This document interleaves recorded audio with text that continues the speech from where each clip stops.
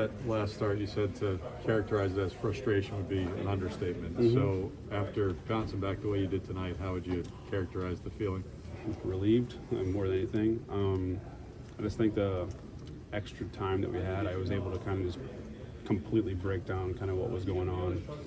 And I mean, when it came to like pitching itself, I didn't make many adjustments. It was just more so just I thought this is 100% all on me. I just thought me and Nido were just completely on the off. We weren't on the same page at all. So the more and more I fought, the worse and worse I did. So yeah, we just spent the last week just getting to know each other and just bettering the game. So like when we're in some crap, it's a lot easier to kind of compete out there.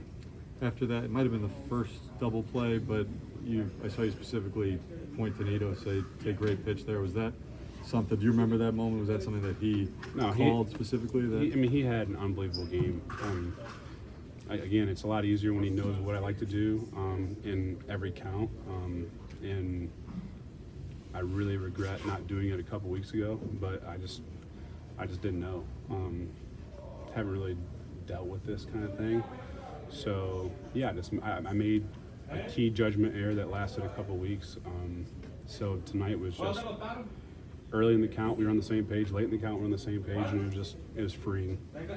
How much of your success and the discussion with Nido centered around early on establishing the fastball the way that you did today? Yeah, it's not even so much that. I just think I don't want to get too into it, but if you just look at breakdown of pitches over the last 7 years I've kind of had compared to this year, it was just completely backwards.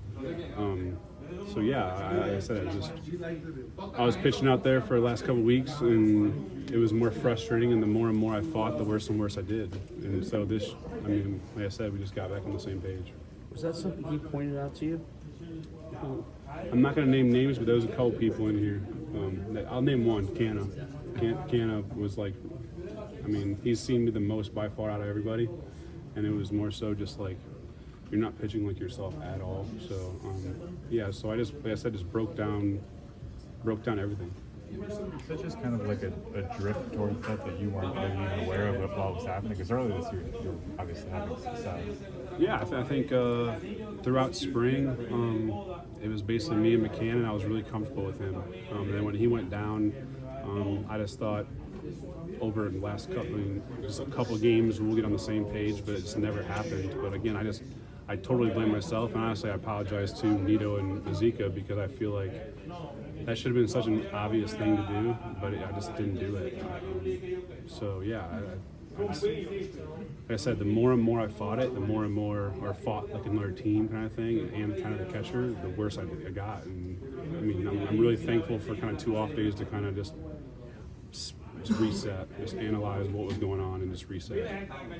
What did they say when you apologized to him? I think everyone was happy that the game wasn't 4 hours long. So, Us too, actually. Yeah, I don't know how many shakes I averaged through the last 3 weeks, but I know it was a lot. So yeah, tonight was just, like I said, it was just a lot more normal than what has happened the last couple weeks. You've talked about the struggle of facing some of the left-handers in this league, and for you, the first batter of the game to strike out Yelich on 3 pitches. What did that tell you something about what your night was? What could be in store for you tonight? No, it's not that I have problems with lefties. If you look at my past, I never really had problems with lefties, so to speak. It was just the way that I was pitching, the type of pitches I was throwing, early in counts, late in counts, was just not at all like how I usually have done in the past. So again, yeah, it was all just kind of getting back on the same page, or getting on the same page, period, and just attack. And Buck has mentioned that maybe sometimes your last inning has sometimes been your strongest. Is that how you felt tonight, or in some of these other starts? Oh yeah, no doubt. Usually the longer I go, the better I'll get. But again, it's just when you're kind of fighting from the first inning, it's kind of hard to go deep into games. But I think we have a lot to be happy about. More so me, a lot to not be so stressed about. How key do you think your strike throwing ability was tonight? You only threw 32 balls at 109 pitches. Well, again, it's just when you're throwing pitches you usually don't throw in counts. It's just not a comfortable feeling, and I guess before I didn't really know what was happening, to be honest with you, until again we just broke everything down. It was, hey, you're not getting ahead of any hitters, and then you're throwing into a whole bunch of lefties, and they're just turning and burning on you. So yeah, it was more so just, like I said, just getting on the same page and just being comfortable on the mound. Tomás, Chris was saying that these last couple off days that he really used them to get on the same page with you and apologize to you guys for maybe not doing that sooner. Just what were those conversations like, and why was tonight so different? I just thought we had a good conversation before the game. We always meet prior to the game, and thought we had a productive meeting and just getting on the same page. Not that we weren't before, but maybe we just weren't, I guess, executing what we had talked about prior to the game. But no, he did an amazing job tonight. I think we went more into details of what we wanted to do, how we wanted to do certain things, and he was on point tonight. It was awesome.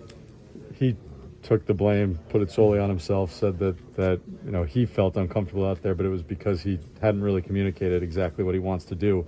From a catcher's perspective, when the pitcher does that the way that he says that he did, how much more comfortable is it for you back there as well, just calling the game?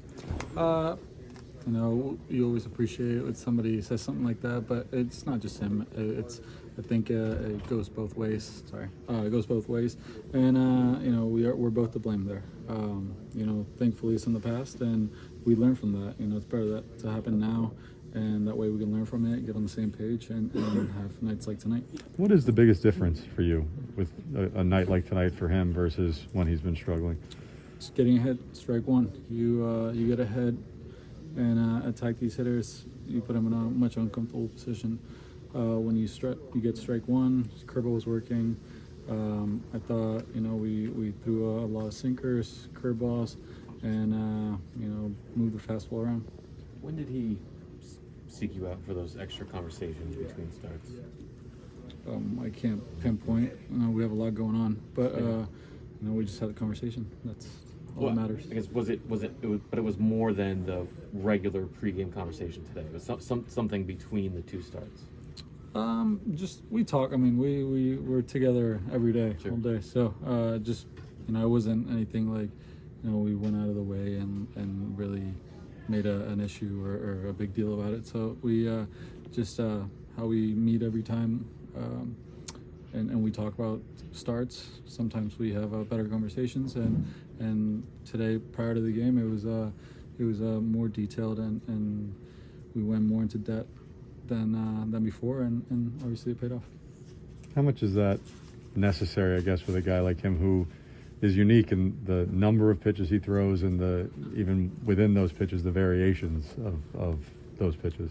Yeah, it's different, but it's a lot of fun when you have a guy like that. You have so many weapons that you can put to use in different ways.